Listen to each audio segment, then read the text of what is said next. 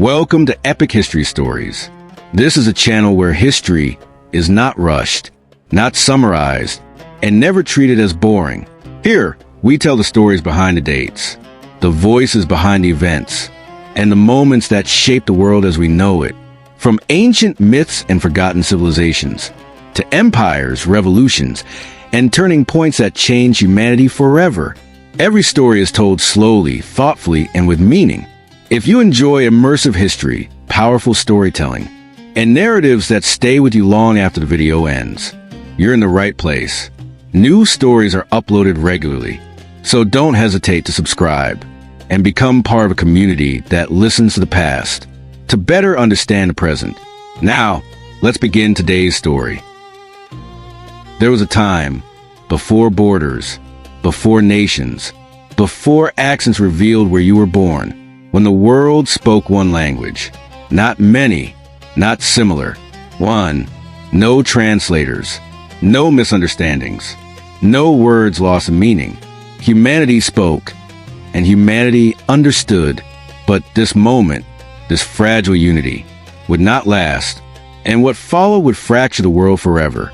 This is not just a story from ancient history. It is a story about us, about ambition, about unity, and about the moment humanity reached too high. Today, we are stepping into one of the oldest and most mysterious stories ever told.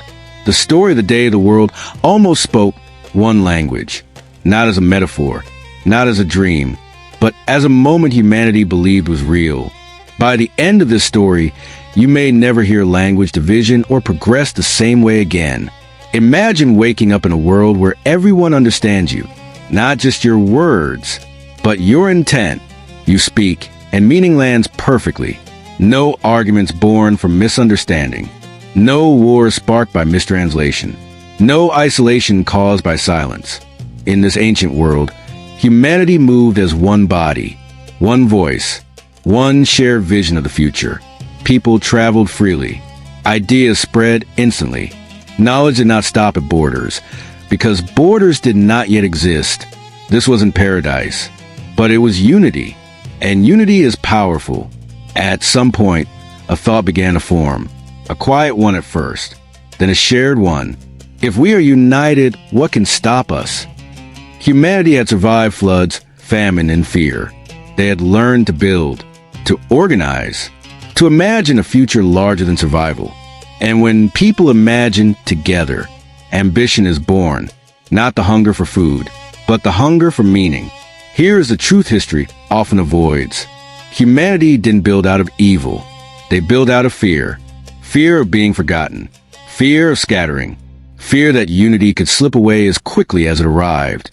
So they decided to leave a mark. Something permanent. Something undeniable. Something that would say, "We were here." What if humanity could build something so great, so tall, so ambitious, that it would touch the heavens themselves? Not to escape the earth, but to challenge it, to prove that unity could conquer nature, time, even destiny. And so the idea spread not by force, but by belief, brick by brick, voice by voice, dream by dream. They would build upward, together. Every hand worked in harmony. Every command was understood.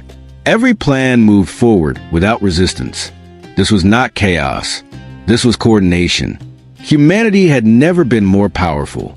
And that's when the story takes a turn. Because power, unchecked, always asks for more. What happened next wasn't sudden. It wasn't loud. And it didn't begin with destruction. It began with a word. A single word that was spoken and not understood. And in that moment, something invisible broke. Not the tower, not the ground beneath their feet, but the thing holding humanity together. In part 2, we'll step inside the tower itself and witness the moment ambition turned into fracture. Because the fall of unity didn't begin with collapse. It began with confusion. Confusion does not arrive with noise. It doesn't announce itself with destruction or chaos. It arrives quietly, almost politely, as a pause, a hesitation, a moment where certainty once lived. And inside that moment, the tower continued to rise, stone by stone, The structure climbed higher into the sky, shaped by hands that still believed in perfect unity. The builders worked with confidence, not desperation. Every movement had rhythm. Every decision felt shared. This was not a project driven by fear or disorder. This was coordination at its highest form. Humanity had learned something powerful. When people move as one, when language carries meaning without resistance, progress accelerates. What once took generations now took seasons. What once seemed impossible now felt inevitable. The tower became proof. Proof that humanity no longer needed to wait for destiny. Proof that unity could shape the world itself. But the tower was never just about height. It was about memory, about permanence, about leaving something behind that could not be erased by time or disaster. Deep within the human mind is a fear older than history itself. The fear of being forgotten, of living, struggling, dreaming, only to disappear without a trace. And so the tower became an answer to that fear. A declaration written in stone and sky. We were here, it said. We mattered. And we reached higher than anyone before us. As the tower climbed, something subtle began to change, not in the structure, but in the thinking of those who built it. Unity, once fragile, began to feel permanent. And when unity feels permanent, humility begins to fade. Confidence replaced caution. Belief replaced reflection. And slowly, quietly, pride took root. Not loud pride, not arrogance, but the gentle belief that failure was no longer possible. When people believe they cannot fail, they stop listening for warning signs. They stop watching for cracks. They stop questioning whether limits exist at all. The higher the tower rose, the further the ground felt beneath them. People stopped looking down, not just physically, but mentally. Fragility became a distant memory. The idea that unity itself could break felt unimaginable. After all, it had carried them this far. Then came the moment no one prepared for. Not a storm, not an earthquake, not divine fire or collapse. Just a word. A single instruction spoken clearly, confidently, the way it had been spoken countless times before. But this time, it landed wrong. A worker paused. Another frowned. The sound was familiar, but the meaning wasn't. The word was repeated. Slower, louder, still nothing. Hands hovered in the air, waiting for direction that no longer made sense. Eyes searched faces, hoping understanding would return. Nervous laughter followed, brief, uncertain, before fading into something colder. Silence. At first, it seemed small, a mistake, a momentary lapse. But when the next command came, and then another, the confusion spread. People began to talk over one another. Voices rose, not in anger, but in urgency. Gestures replaced words. Meaning was forced where understanding once flowed freely. And still it didn't work. This was new. Humanity had faced danger before. It had faced nature, hunger, and fear. But it had never faced itself, unable to understand its own voice. The tower didn't collapse in that moment. That's important. It stood tall, untouched by destruction. But something far more critical had failed. Momentum. Work slowed. Coordination dissolved. Progress stalled. The tower remained, but the unity that built it was slipping away. What had once been effortless now felt exhausting. People began to gather differently. Those who still understood one another stayed close. Those who didn't drifted apart, not out of hatred, but necessity. Language, once invisible, became visible. It became identity. And identity became division. This wasn't punishment in the way stories often describe it. It wasn't sudden or violent. It was exposure. Exposure of a truth humanity hadn't considered. That unity built on assumption can shatter without warning. The tower had revealed something profound. Humanity wasn't as unbreakable as it believed. And the fracture wasn't finished yet. Because what came next wouldn't just stop the tower. It would reshape the world. In the next part, we'll witness the scattering of humanity itself and ask the question that still echoes through history. Was this the end of unity or the beginning of civilization as we know it? The world did not end that day. That is perhaps the most misunderstood part of the story.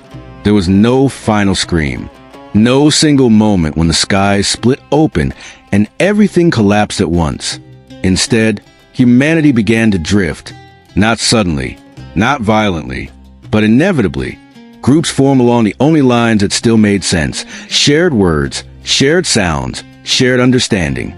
People moved toward those they could communicate with, those whose voices still felt familiar, and those who could not understand one another slowly, painfully, moved apart. This was not exile. It was survival. Language became more than sound. It became belonging, and belonging became geography. Families packed what they could carry. Communities turned away from one another, not in anger, but in resignation. The tower stood unfinished behind them, silent, towering, and suddenly meaningless. It was no longer a symbol of unity. It was a monument to what had been lost. As people scattered across the land, something remarkable happened. Isolation forced invention. Distance forced adaptation. Each group shaped its own rhythms, its own stories, its own way of seeing the world.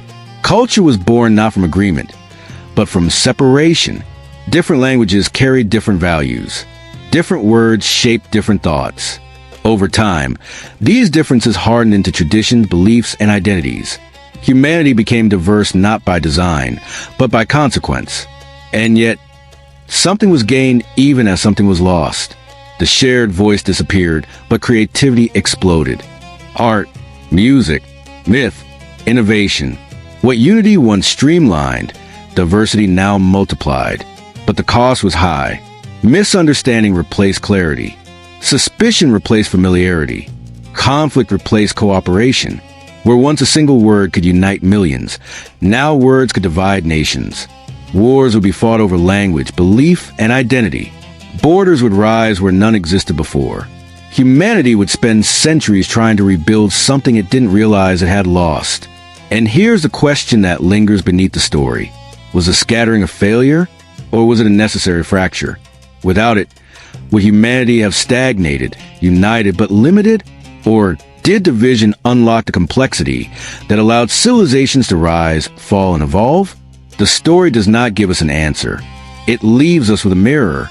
Even now, thousands of years later, humanity lives with the echo of that moment. We invent tools to reconnect. Translations, technology, global networks attempt to bridge the distance language created. We are still trying to understand one another, still trying to rebuild unity, without losing identity, still standing in the shadow of an unfinished tower. And perhaps that is the true legacy of that day.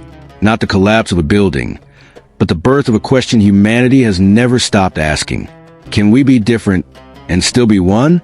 The world did not almost speak one language. The world almost learned what unity truly costs. And maybe, just maybe, we are still learning. If this story made you think differently about language, history, or humanity itself, stay with this channel. New stories are coming. Stories that cross time, culture, and memory. And if you don't want to miss them, now is the moment to subscribe. Because history isn't just about the past. It's about understanding who we are and who we might still become.